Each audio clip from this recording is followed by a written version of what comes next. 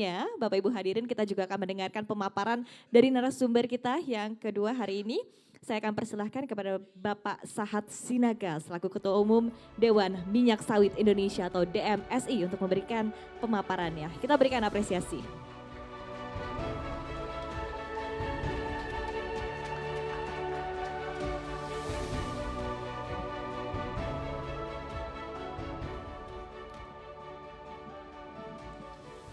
Berapa menit nih? 10 menit. Wah, cepat amat. Oke.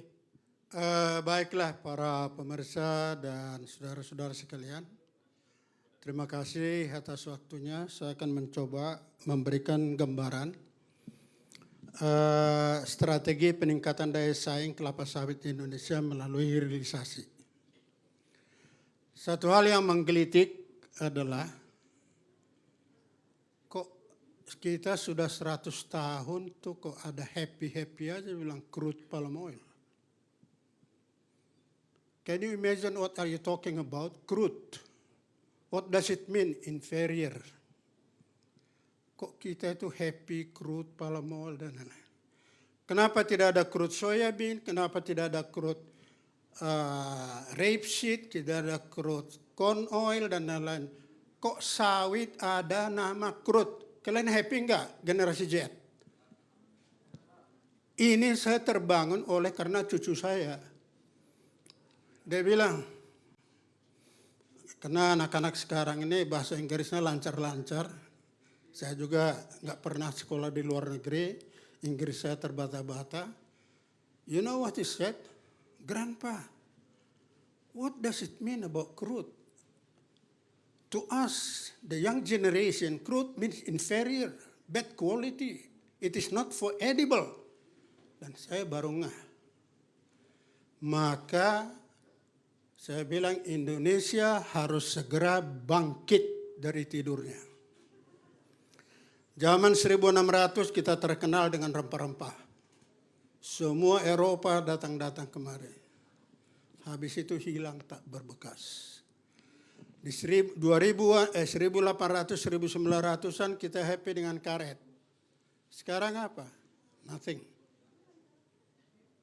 Nah ini sawit. Pertanyaannya apakah sawit masih eksis 2045 mendatang?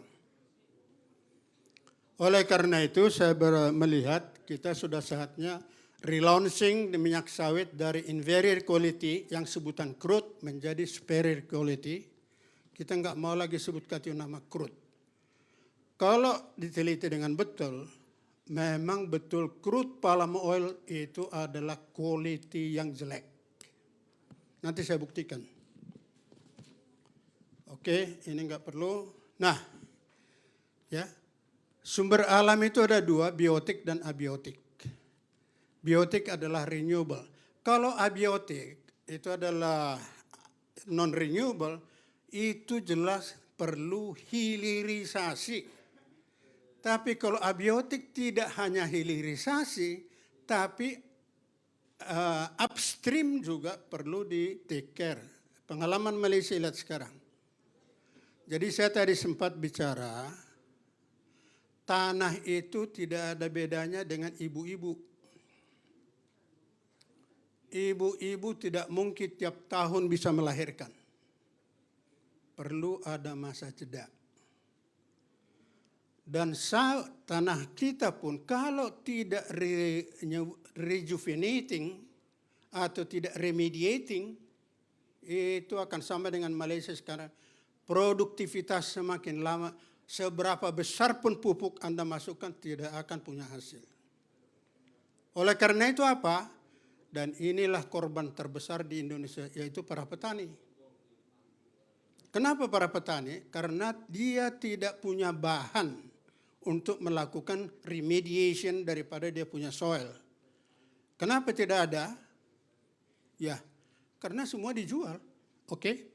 Nah, jadi selain, nah ini kesalahan masa depan kita seperti yang disampaikan pernah oleh Pak Luhut di beberapa penyiaran, Indonesia itu kaya raya dan itu betul. Kita tidak boleh hanya melihat darat, laut juga perlu kita perhatikan. di laut itu udah alge. Ada tanaman. Makanya saya barusan saya bertanya kepada Menteri Kelautan, Pak Menteri, saya kira kita salah konsep selama ini. Di konsep kita itu adalah 4 sehat, 5 sempurna. Apa yang ada di dalam? Di tengahnya itu susu, di kanannya atas itu daging. Saya tanya, siapa yang mendesain konsep ini? Setelah saya research di tahun 1950-an, itu yang mendesain itu peternak. Jadi dia bikin susu, dia bikin daging. Jadi Pak Menteri tanya, baiknya gimana? Di tengah itu sawit, bukan susu. Di kanannya itu ikan sama ayam, bukan daging. Nah, itulah perlu kita lihat. Oke.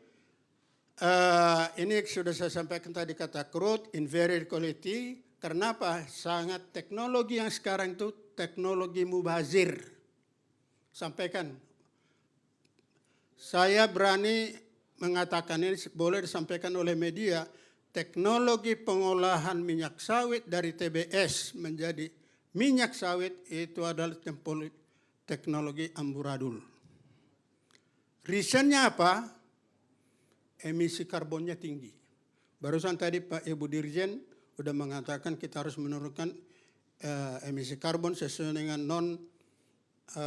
national determined contribution dengan rendah. Beliau cuma 60 juta ton udah happy. Kalau sawit dibenahin benar 90 juta ton per tahun bisa kita turunkan emisi karbonnya kalau a proper process we execute. Oke, ini sejarah emisi karbon tinggi, relaunching minyak sawit Indonesia ke posisi yang terhormat, ini harus kita lakukan. Jadi kalau saya bermimpi dan juga kawan-kawan, abad mendatang Indonesia itu dikenal tidak lagi dengan rempah-rempah, tidak lagi dengan karet, tapi mulai dengan sawit. Dan untuk itu apa? Kita harus mengerjakan yang di bawah ini, menggiatkan daya saing tinggi, relaunching. Kalau di marketing terminologi relaunching itu make it more and much better rather than compared to the previous product. Oke. Nah, inilah sejarahnya supaya juga tahu sawit itu datang ke Indonesia baru tahun 1848 loh. Jadi bukan dari nenek moyang kita dulu udah ada sawit, itu baru. 1911 baru ditanam. Jadi bayangkan sekarang sudah 100 tahun, berarti sudah 4 kali replanting terjadi. Apa yang terjadi? Maka tanah itu makin lama makin kurus dan perlu dipelihara. Oke. Nah, minyak sawit di Eropa dikenal dan ini bisa dibaca nanti, saya kira nggak perlu. Dan pertama kali yang mengetahui itu adalah tahun 1843, waktu the chemist from France mengatakan bahwa sawit adalah lipid, sama dengan susu. Nah, kita nggak bisa salahkan teknologi itu. Teknologi yang dipakai sekarang itu namanya sterilisasi. Karena di zaman itu Eropa itu mengharapkan bahwa minyak sawit ini sebagai pengganti dari lemak binatang dan lemak ikan. Maka semua harus dibabat nutrisinya.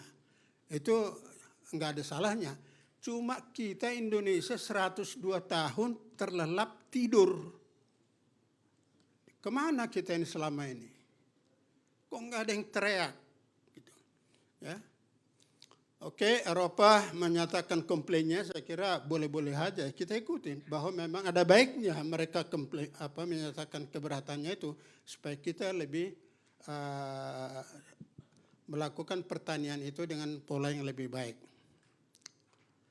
Nah ini tadi Pak, ini saya selalu sepakat dengan Pak Gulat. Kita selalu punya beda pandang yang lain-lain. Ya. Ada yang bilang 3, ada yang bilang 4. Ya. Oke. Nah, minyak sawit itu menurut Egyptian, palm dates is a tree of life. Menurut orang Mesir kuno. Tapi saya kira orang Mesir kuno itu nggak jalan dia ke selatan. Begitu dia jalan ke selatan, dia lihat sawit begitu banyak. Tapi dia hanya tahu di dekat-dekat situ, ya dia bilang Dutch palm lah yang paling baik katanya. Terus oleh Dato' Nielsen dia bilang palm oil is God's almighty gift. Oke, tapi saya dengan Pak Tungkot ini yang kami ciptakan, palm oil is an incredible tree. Ada 6 alasan palm oil incredible tree. Pertama, inilah minyak satu-satunya di dunia ini yang punya minyak 2 sekaligus pohon. 1 minyak kelapa, 1 minyak sawit. Jadi palm kernel dan palm. Dan lain-lain bisa dilihat. Dan last but not least, coba lihat ini nih. Inilah minyak di bumi ini yang sama dengan air susu ibu. Kalian ada yang tahu nggak ini? Ada yang raise hand, ada yang tahu bahwa sawit mirip dengan air susu ibu? Nah itu dia. Kita udah 100 tahun bikin sawit, ini pun gak ada yang tahu. How embarrassing. Tapi marilah, lebih baik late than never. Oke. Terus, ini dia. Coba lihat di sini. Pernah saya bertanya kepada kawan-kawan, apakah betul Indonesia ini kok sawit jadi main product? Harusnya kita change out of the box. Sawit is byproduct. Main produknya adalah biomass. Karena dari satu pohon biomass yang lebih banyak volumenya daripada sawit. Kok kita ribut sawit? Kenapa? Nah inilah research yang perlu dibentuk oleh menuju Indonesia maju, harus ditekankan research ini. Ya.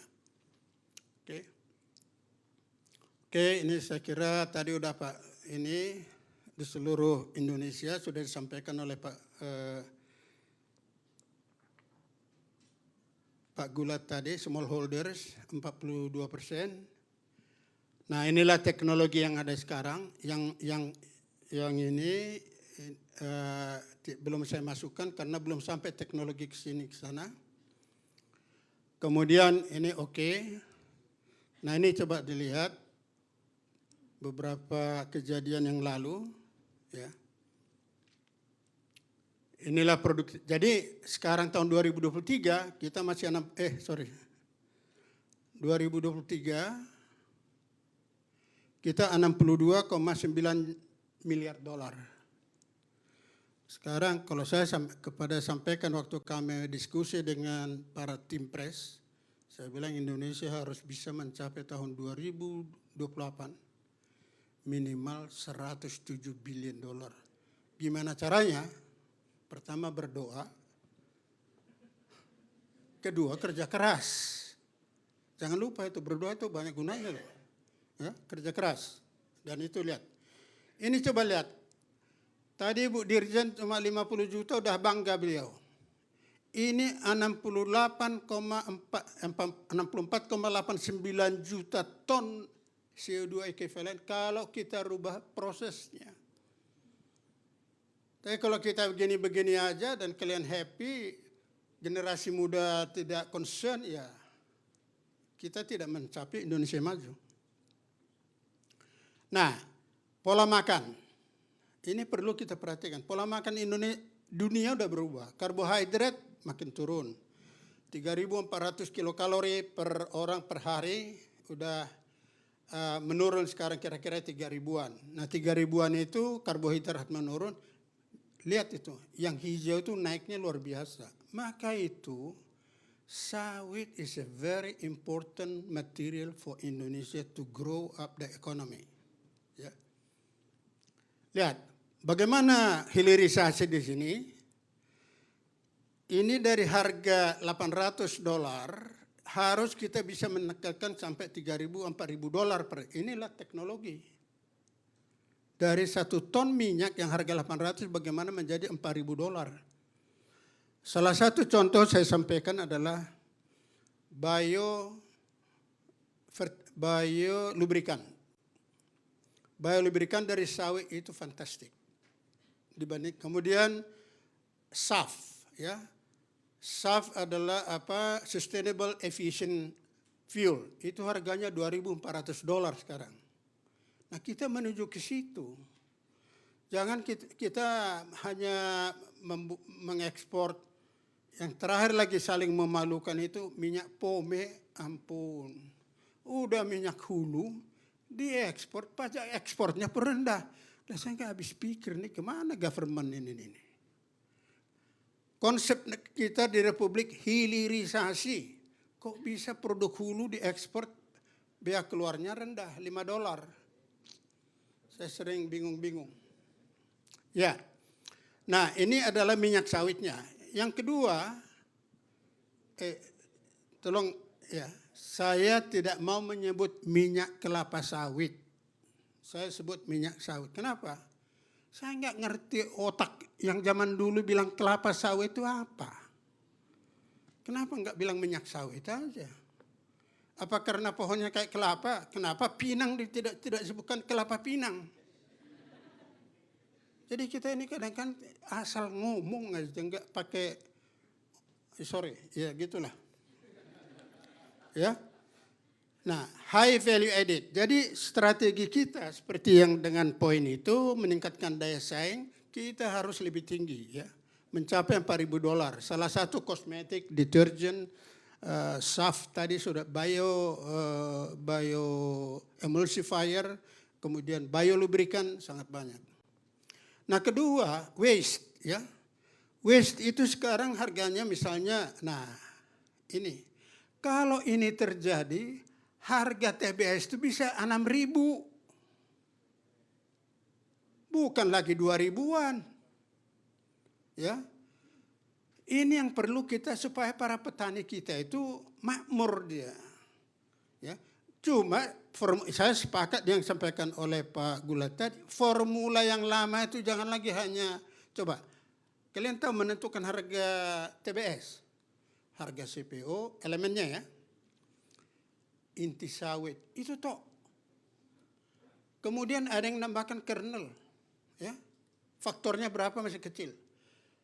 Tandan kosongnya itu tidak dinilai. Apabila tandan kosongnya kita bisa harga dengan $1.200 produknya, $6.000 harga TBS bisa dong.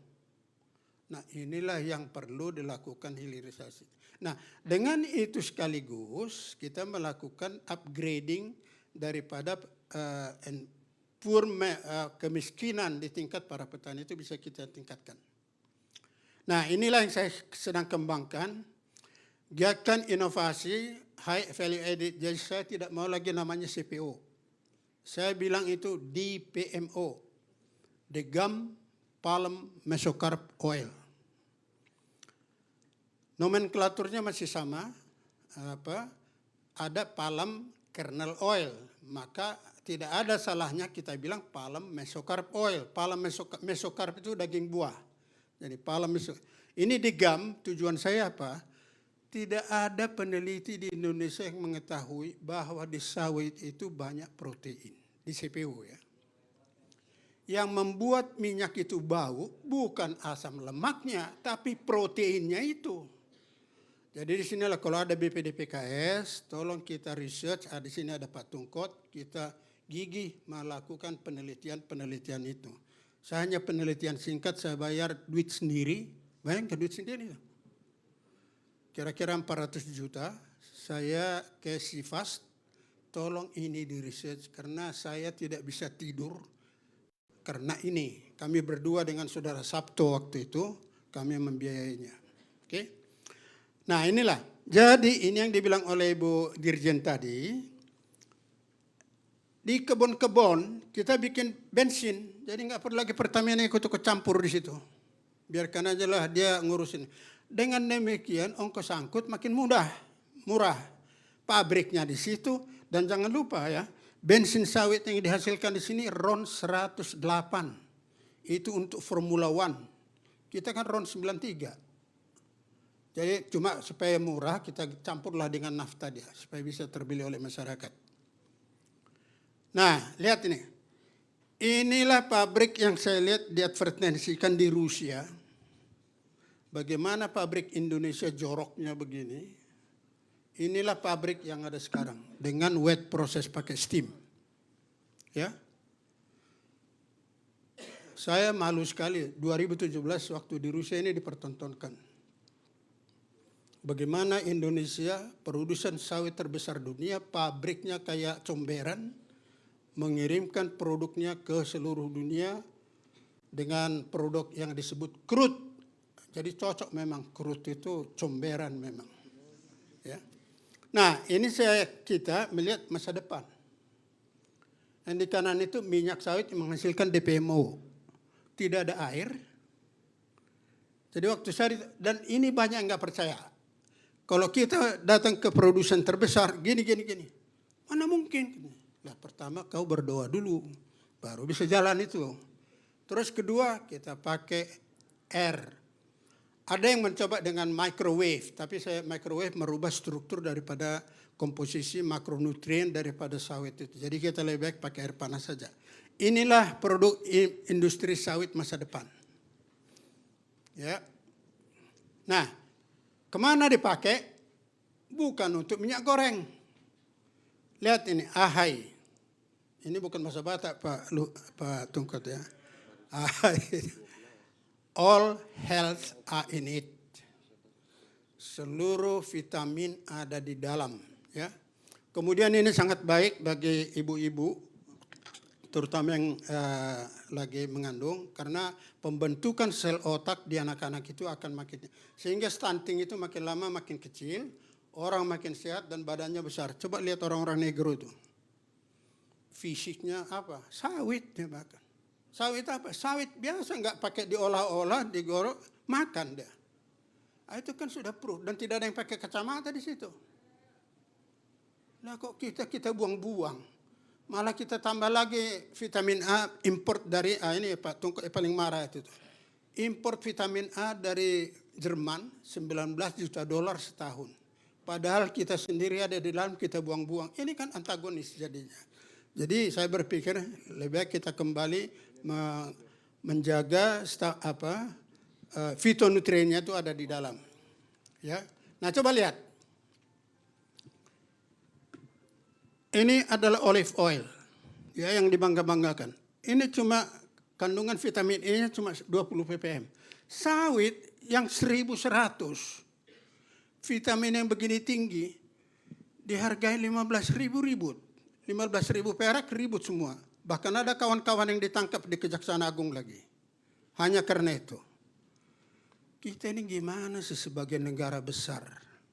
Ya. Lihat itu. Di sebelah sini nih, vitaminnya itu. Ada 7 jenis vitamin. Dan yang paling bagus untuk ibu-ibu kosmetik adalah squalene. Itu muka ibu-ibu itu akan kencang. Rambut tidak ada yang rontok. We guarantee you. Pakai itu tuh. Ya. Oke, ini saya kira manfaat nutrisi menurut USDA ada 8. Nanti kalian bisa baca sendiri. Ya. Imunitas tubuh meningkat, kemudian jumlah sel otak meningkat, dan lain-lain. Nah ini dia. Ini saya ambil dari datanya Pak Tungkot. Ya, alamat air susu ibu, makronutrisinya. Ya. Ini sawit, coba lihat ini.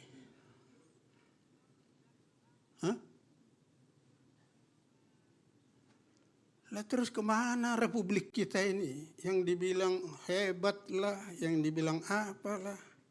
Sawit aja kita nggak kenal. Ya, jadi kita lihat bagaimana hebatnya sawit. Dan itulah sebabnya kenapa ini tidak disukai oleh Eropa. Takut. Nah, orang kita NGO ikut-ikut lagi. Ngedukung itu. Oke? Tapi saya kira NGO mengikuti adalah kalau tidak sustainable. Kalau sustainable dia dukung. Oke. Sasaran utama reposisi sawit dari loyang jadi emas. Ya, kegiatan erat itu pertama itu mengenai kerjasama erat antar para pihak. Itu sangat perlu. Kemudian Yang kedua, minimalisasi. Ada perlu satu institusi, tadi sudah disampaikan oleh Pak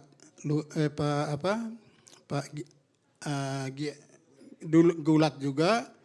Kemudian rejuvenasi ini, perkebunan sawit, ya, antivirus, ini sangat perlu. Ini saya cerita ya, Indonesia itu pernah jaya di dunia dalam riset. Itu tahun 1882 sampai 1887. Indonesia lah yang menemukan sugar cane, bibit tebu yang tahan terhadap virus yang namanya virus sereh. Sampai mereka bilang a wonder cane from Java. Itu pernah. Jadi dengan ini nanti satu ketika adik-adik semua baru tahu, oh ini rasa sawit dari jenis ini. Ini rasa sawit dari jenis ini. Sekarang kalian tahu nggak rasa? Nggak ada. Karena semua dibuang. Nanti kalau kita bicara dengan orang Afrika tahu dia. This is really, why you like it? Karena waktu saya tanyakan kenapa dia nggak suka sawit Indonesia, dia bilang no texture and no taste. Saya shock waktu 2015. Barulah kita berpikir bahwa kita itu melakukan hal yang tidak baik. Oke? Nah, saya tanya, asam lemak bebas itu gimana? Oh, nggak apa-apa. Itu bagus bagi lambung. Melapisi lambung kalian untuk tidak dengan mudah diserang mah. Ya, lah kok kita ini BP POM turunkan FFA dengan standar sampai di bawah 1%. Nah ini, jadi banyak kita yang nggak tahu sawit. Nah ini dia, 4 sehat 5 sempurna. Lihat, sebelumnya itu hanya susu nih, susu daging. Saya bilang sama menteri kita rubah aja, susu sama AHY, ikan dan ayam. Inilah 4 sehat 5 sempurna untuk masa depan. Ya, alihkan pasar tradisional. Jadi jangan kita tergantung kepada Eropa. Banyak pasar lain. Kalau Eropa nggak mau, ya udah nggak usah kirim. Kok ribut, kok susah, kok repot kita. Oke, ini 172. Jadi tadi 60 juta. Kalau kita para petani itu bisa 18,5 ton TBS per hektar dari 9,2, inilah perlu replanting dan perlu circulation economy. Sehingga rejuvenate lahan-lahan para petani. Ini bisa kita capai. Ya, emisi karbon diturunkan 21,1 juta ton dengan hanya di petani. Dan teknologi yang saya kembangkan tadi, dry process itu, saya tidak mau jual itu ke perusahaan besar, enggak. Hanya saya kembangkan ini kepada petani. Karena dengan di mana itu saya tidak perlu air, kapasitas tidak besar, sehingga bisa saya tempatkan di antara para petani. Transport cost mereka murah. Tapi saya garanti di Jakarta ada investor mau membeli harga itu di atas harga CPO. Supaya jelas. Ya. Sehingga harga TBS-nya bisa naik. Nah ini saya sampaikan waktu saya presentasi di World Palm Congress di Malaysia tahun 2022. Saya bilang ke dunia, kita harus meredefinisi sawit. Jangan hanya kodeks alimentaris itu perlu kita refine. Kenapa? Kodeks alimentaris itu hanya menyampaikan makronutrien.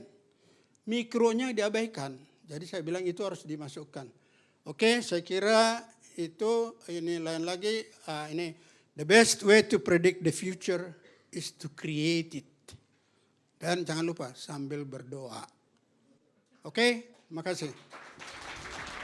Terima kasih yang luar biasa untuk Bapak Sahat Sinaga.